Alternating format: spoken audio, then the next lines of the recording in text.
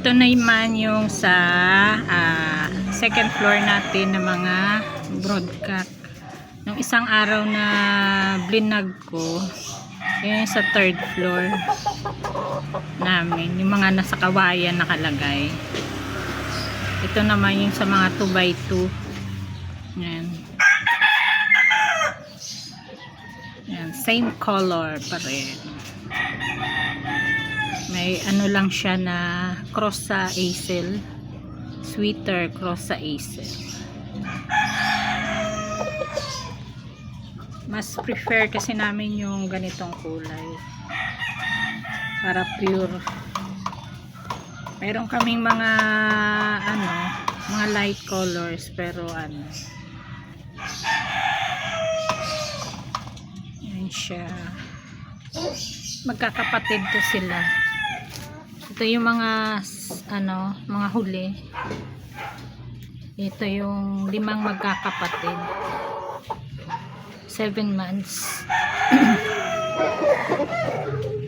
Ito yung mga pang giveaway sana kaso hindi matuloy kasi hindi pa ako ganong marunong magpaano. Pero nandyan lang yan mga guys, don't worry, ipapa-giveaway din namin yan, paparapol din namin pag nakababa na yung mister ko siguro, kasi on board siya, kaya habang wala siya, syempre ang misis muna, kailangan suporta ni misis. Yan, 5 yan sila magkakapatid, 7 months.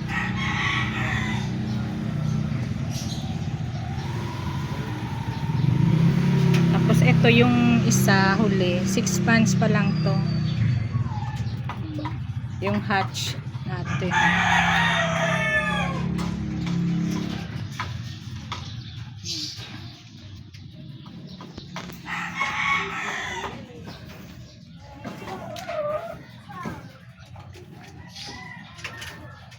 Don't worry guys, antay lang. Mas maganda nga malaki na pag napunta sa inyo, di ba?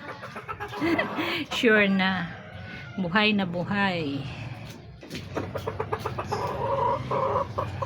Don't worry, just always subscribe our YouTube channel, ang Sharp Blade AGM. Yan, magaganda yan. 5 months. Ay, sorry, 7 months. Ibig ko sabihin, 5 silang magkakapatid. Nakakamukha, no? Mas maganda. Pare-pareho. Mga pure kasi. Thank you for watching. Bless you. God bless you.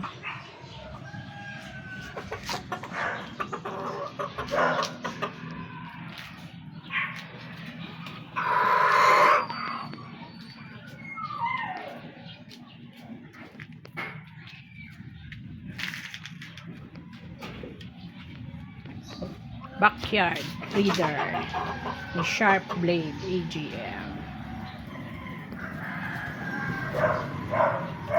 Thank you for your always support. God bless.